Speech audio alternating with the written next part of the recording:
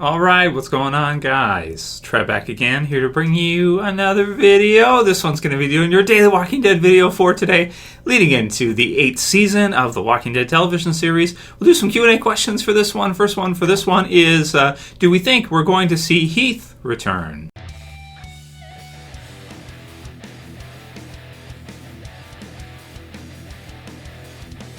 And spoiler warning, of course, if you have not seen all of The Walking Dead Season 7 yet. Check the shirt, ready? Lucille is thirsty. Oh, I love it. So this one was asked by quite a few different people, and we've kind of already addressed it. So for those of you who have been subscribed to the channel for a while and maybe seen some of the other prior Heath videos, it hasn't really changed since the first half of Season 7. Here's the update, or here's where we're at currently with Heath. So Heath goes missing in the first half of The Walking Dead Season 7 in Swear, and we don't see or hear from him again this season. So the Easter egg that is left is the PPP sound, which I did a whole video on this. You can check it out if you haven't seen it. It's in the channel right now on the card that's left. And that sound in music is for a very soft tone, or like a whisper, this kind of thing. So it's basically what it seems to be is a kind of Easter egg for the Whisperers, that he was taken by the Whisperers, or that, somehow he ran into them, and that's kind of their Easter egg calling card, so to speak. So that's to let us know as fans that that's what's going on with Heath. That's what they decided to do with Heath. Of course, part of the reason is because it sounds like Corey Hawkins wasn't getting that much time in the Walking Dead TV series, because, of course, this season we saw that a lot with different people. Lenny James spoke about this in interviews, that he was upset that he didn't get a lot of time this season, or the way they did the episodes were bottled off, so he was a little bit disappointed by how they did it, because he wasn't used as much as he usually is, this kind of deal. So Corey took on other shows that he was doing. He's a lead in 24 Legacy, which is a pretty big series, and congratulations to him. We should all be really happy for him, because that's a huge role for someone like him. I mean, being Heath in The Walking Dead is great too, but getting to be a lead in a show is, that's awesome. Getting to play like Rick Grimes or somebody like that, right, and I'm not saying 24 Legacy is as big as The Walking Dead, but, it's a great opportunity for him. So, of course, he took it, and as a result, he's been out of The Walking Dead since then, with the Easter egg being left. We can assume from the rest of the season that he's not at any other community, because of all the storyline we've seen afterwards, from the Sanctuary, from, even the Ocean Side, everywhere, basically. We've seen the Hilltop, the Kingdom. He's not at any of these locations, Alexandria. So, it sounds to me like that's 100% on the money with what they're doing with it. Now, I have seen a recent interview that I gave my thoughts on a few months back during the mid-season break, where Corey Hawkins and also Scott Gimple, showrunner for The Walking Dead, had talked about this and whether or not we'll see Heath return. So it's dependent on kind of his schedule and whether or not he kind of wants to. The door is left open that he could come back and reprise his role as Heath. And what it sounds like they would do, if in terms of story, it would most likely take place in the second half of The Walking Dead Season 7 to set up the Whisperers after maybe a time skip, or it might be in Season 9. So it'd either be second half Season 8 or Season 9, depending on how long All Out War lasts and when they decide to bring that back in and when they can make time to do that. Now, the same thing kind of happened with Lenny James earlier, and Gimple actually wanted to bring him in Season 4, but they couldn't kind of work it out. They couldn't get it to fit with their schedules and that, so it ended up being Season 5 was kind of a theme where they would put some of his clips throughout some of the episodes, which was really great, and in the finale we see him fully come back for Season 5 and conquer. So we could see something similar to that, where maybe he would come back like Season 9, Season 10, but it's probably going to depend on Corey Hawkins whether or not he wants to. Either way, it could fit within the story, whether or not he comes back or he doesn't, because if you ran into the Whisperers, they're pretty nasty customers, and they may just kill you just for whatever. They're kind of big on dominance and that kind of thing. So if you get lippy with them, they'll probably just cut your head off and put it on a spike somewhere, or a spear or something. So either way, it could fit whether or not they bring him back, and it's probably going to depend most likely on whether or not Corey wants to come back to the show and how the timing would work out for that. So to answer your question, of course, we don't know for sure if he's going to come back or not. It's going to be dependent on that as the main variable criteria, I would say, is whether or not the actor wants to do it. If he does, then it'll probably be second half season 8 or most likely season 9 at some point. To do a prediction, I think with all the other stuff he's got going on, 24 Legacy, Kong Skull Island he was doing, and I don't know what future projects he has lined up, but I would not be surprised if he maybe did not come back because of course he's getting these roles and he's doing really well outside of Walking Dead, so he may not even want to. So you guys can write your comments below. Let me know what you think about this one, whether or not you think he's going to return, and let's do some more of your guys' Q&A questions. So that's where we're at right now for that, and yeah, I would say don't hold your breath. It's probably not going to be anytime soon, and he may not come back at all. We'll have to see. Although I hope he does. I hope we see Heath come back, and I hope it all works out. So I guess I'm hoping that he doesn't get as many parts as he'd like, so that he has to come back to Walking Dead. So I don't know. We'll see what happens. Horrible Video Productions says Scott Gimple told us that the finale would be a tough pill to swallow. He was thinking about the pill Eugene made, right? So that's a good one from Horrible Video Productions. I hadn't actually heard that in an interview. They do so many interviews. I try to cover quite a few of them, but there's still some, of course, that I don't get to cover with you guys and we don't discuss. But if he did say before the finale that that's a tough pill to swallow, that's kind of trolly. He's kind of trolly sometimes. He likes to troll us a bit with stuff. If I'd have known that, I'd been like, oh shit, she's going to commit suicide. That's what's going to happen for sure. But I didn't hear that until you just mentioned that now, Horrible Video, so that's cool. Frankie Saitta says Shiva is Morales dressed in a tiger suit. And there's actually pictures of a Blue Man costume and that kind of stuff that they use for the Shiva effects. It's kind of funny. You can see him. It's like a guy in a blue suit, like jumping out. It's funny. So it's cool the way they add those effects in with the CG and stuff.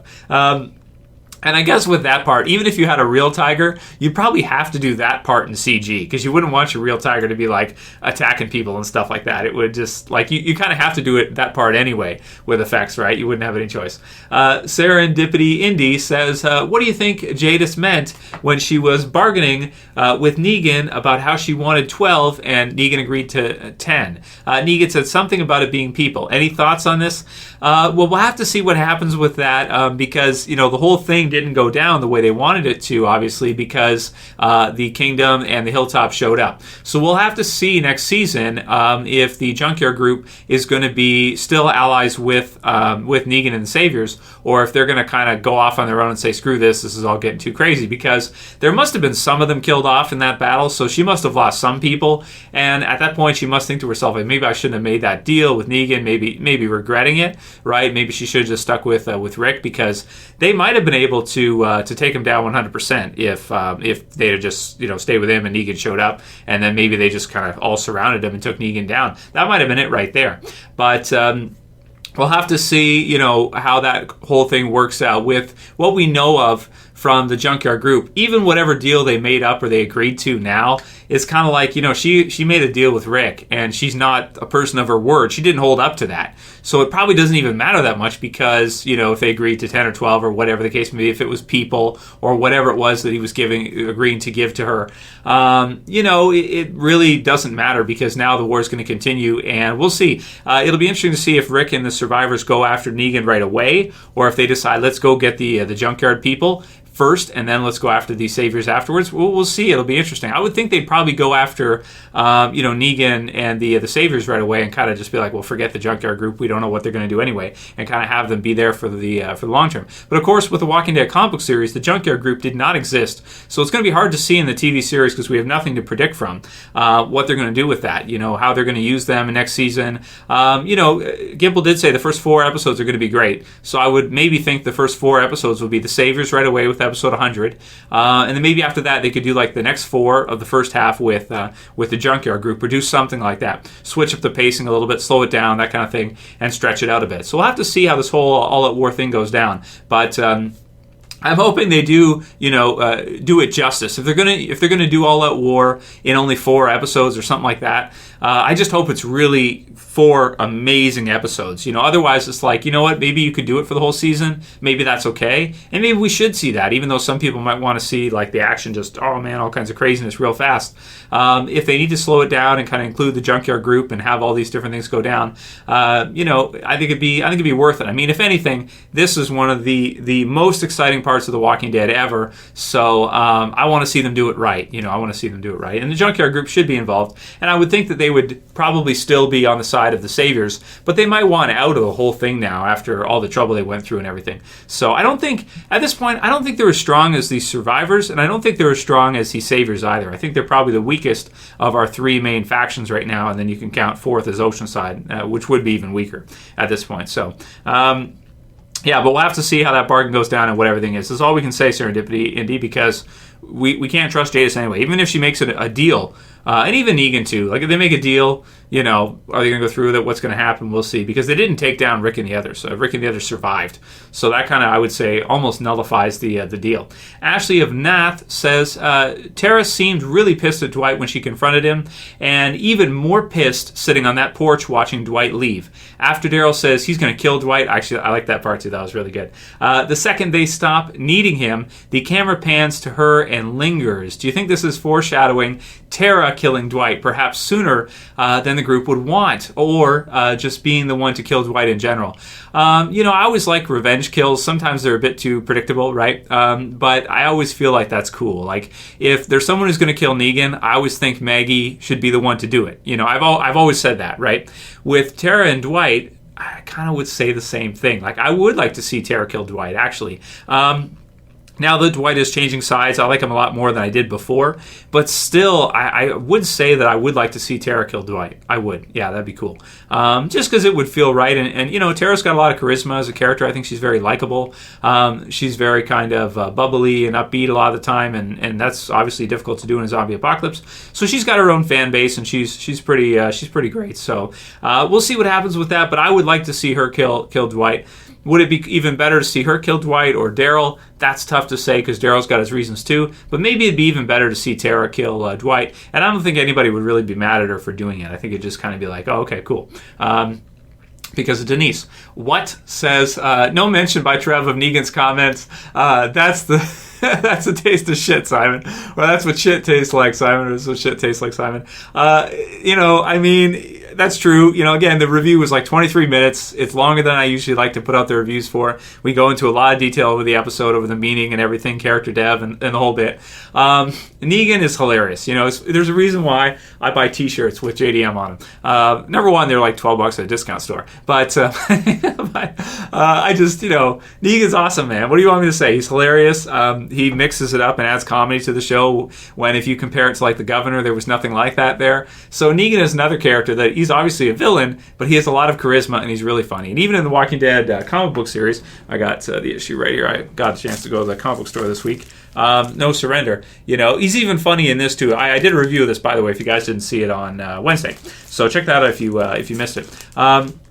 He's really funny, man. Even in the comics, too. He's hilarious. I always look forward to reading it and seeing what he has to say. And I think, I'll be honest with you, I think Negan kind of becoming what he has become was kind of an accident. I don't think Kirkman originally intended for him to be like that. I mean, he's always kind of like making snide, kind of silly, weird remarks, like about, you know, Lucille being thirsty, vampire bat, and all that kind of stuff. So he's always made weird, kind of psychopathic jokes. But I don't think that Kirkman had an idea that Negan was going to become as popular as he has in the series, to the point where he's like one of the like A-list top characters the show has ever had, or the comic has ever had. I don't think he planned that out, to be honest with you. I think it was fan response. Quentin Fisher says, what was Negan's plan for Sasha? What was with the coffin? Did I miss something? So I guess he's asking, why did Negan decide to do that with Sasha, and how did he feel about her? So I actually mentioned this in my last Q&A, and you can watch Talking Dead. You can find a little bit from JDM about this, but he actually mentioned it. It's like he does like Sasha. He actually does kind of like Sasha. So, you know, because she's so strong and everything, she comes at him and she's got no fear.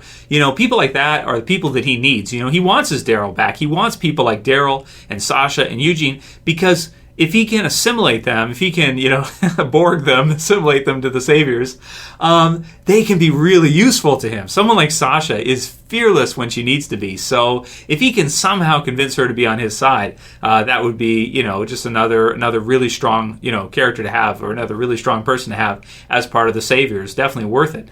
So with the coffin and all that, I would think it's just his leverage, and even with Eugene as well too. You know, these are people that were part of these survivors, so he can use that as leverage, as the governor did with Herschel and Michonne, to try to get them to stand down. Now, it didn't work at the prison with Herschel, but Negan probably thought that he might be able to use that with Sasha.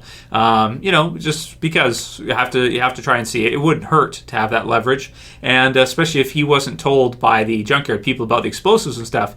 If Rick and the others had known that he had Eugene and Sasha, it would have been a little tricky to fire off the explosives, because then Eugene made a choice, but Sasha was there being held captive, so she would have been like just a casualty of the explosion and all that, right? So that's the interpretation I took from it. But he did actually like her. It wasn't just an act, as JDM confirmed. He did actually like her, at least a little bit. And we'll do like one more. Last one's from Barack Obama. Is that his name? Yeah, username. Who says, "Hey Trev, what did you think when Jadis pretty much said she wanted to sleep with Rick?" So I thought it was funny. Gimple also explained that on Talking Dead, where he said that she looks at people under her as like pawns, as like they have less value than her, like she's like a queen.